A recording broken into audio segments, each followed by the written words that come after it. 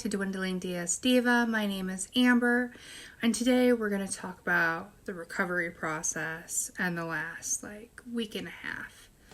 So I'm going to be coming up on 2 weeks here in a couple days, but I just wanted to touch bases with you on some things. I know I spoke a little bit about my first week, but I was still feeling pretty bleh. And this is actually the first time that I did my makeup and got myself looking decent since surgery. And I'm feeling a little better.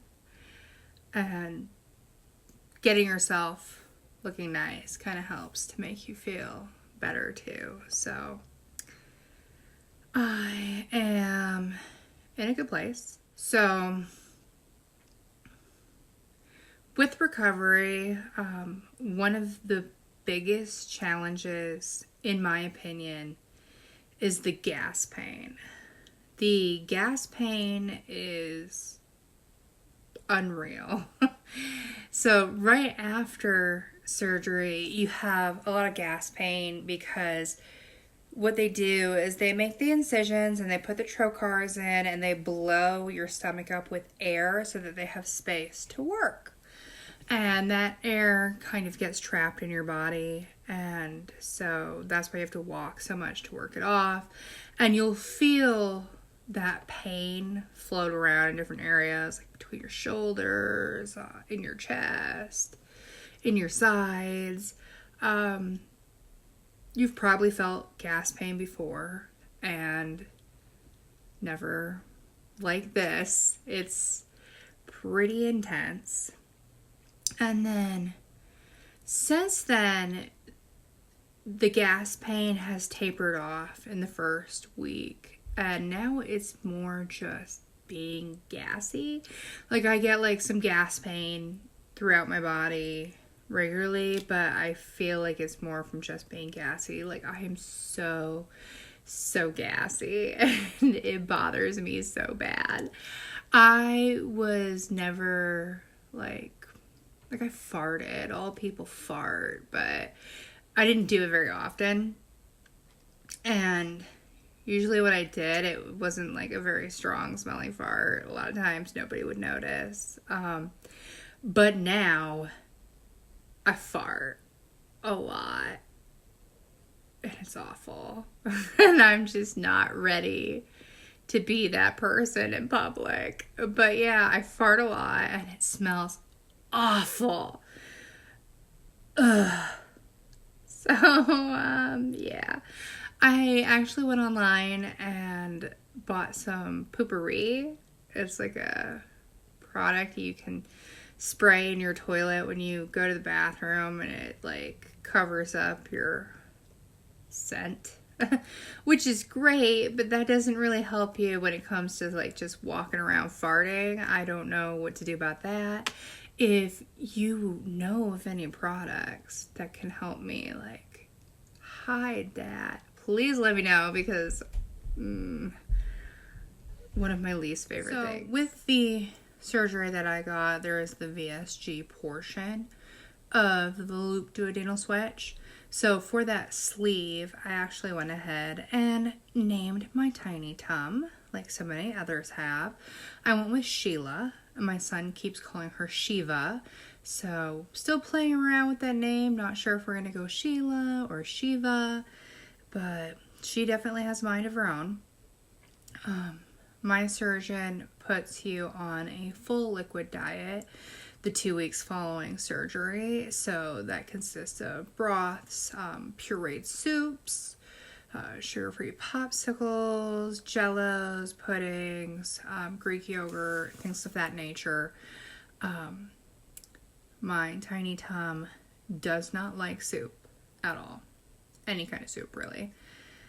I get a clench in my stomach every time I take a bite of soup, and so that's been rough because that's pretty much the main part of my diet. So I have had a really hard time over the last week and a half eating.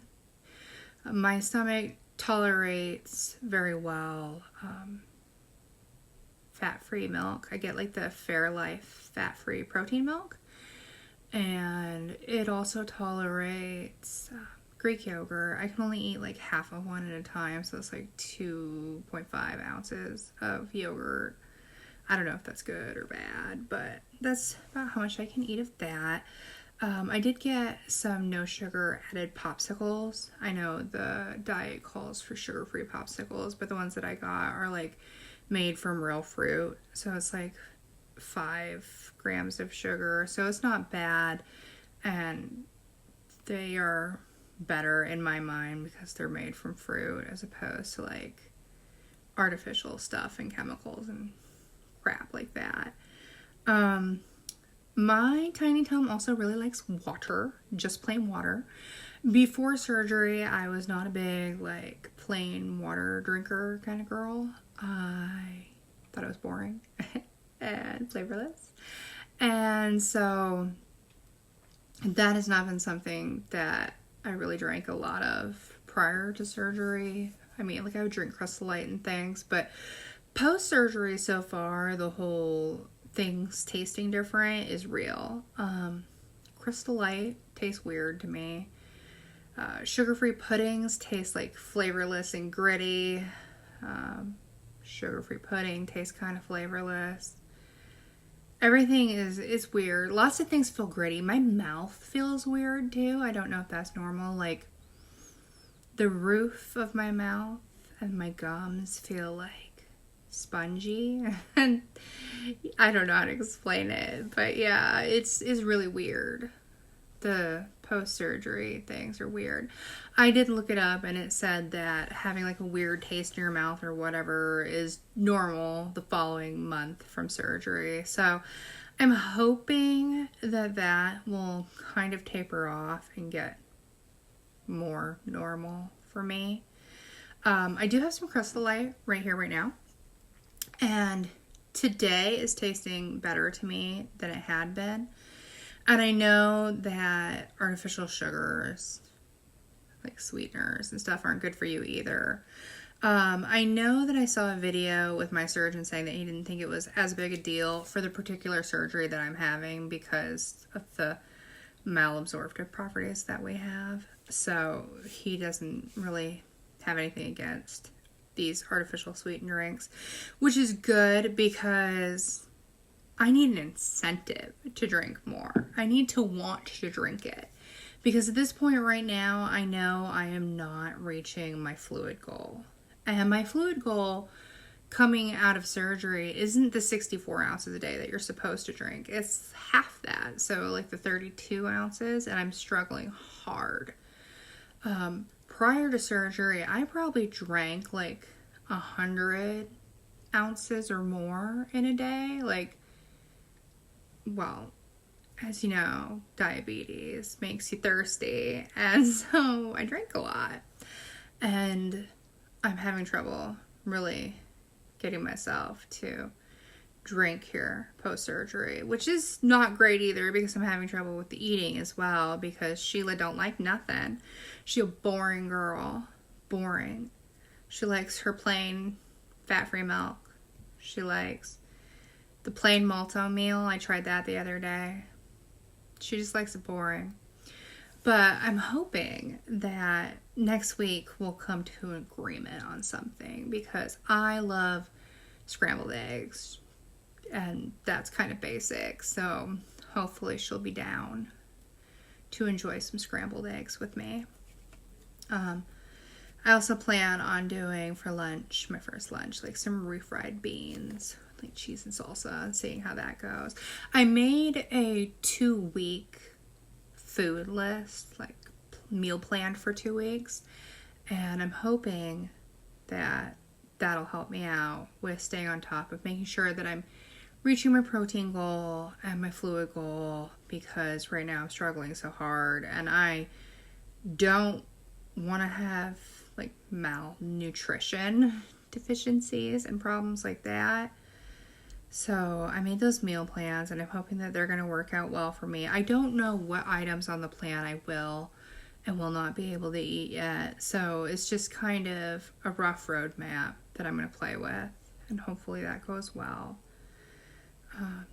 I'm still sleeping a lot, but today's actually been better.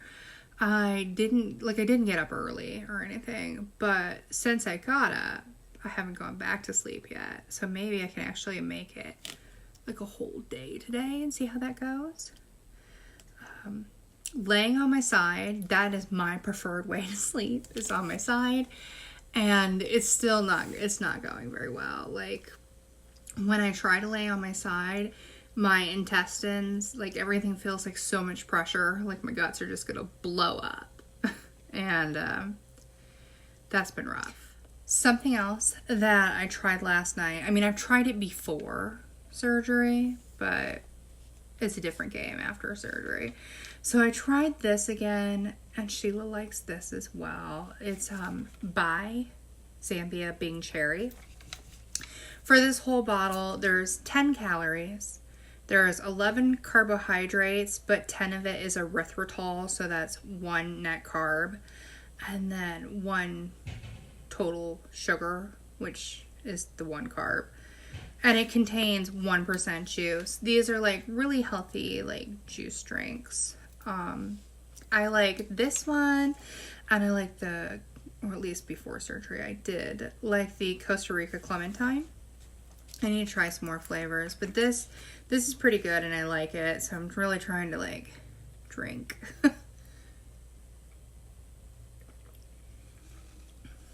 I can drink like a fair amount of liquid in one sip. I don't know what like the amount that I'm supposed to, because when I was preparing for this journey, you know, it sounded like, oh, you can barely, like, just itty bitty baby sips. And since I came out of surgery, I was able to drink. I know that while I was in there, there was another patient who had the same surgery as me, and he couldn't keep anything down. He was really, really sick, and I feel really bad for him, so sorry whoever you are.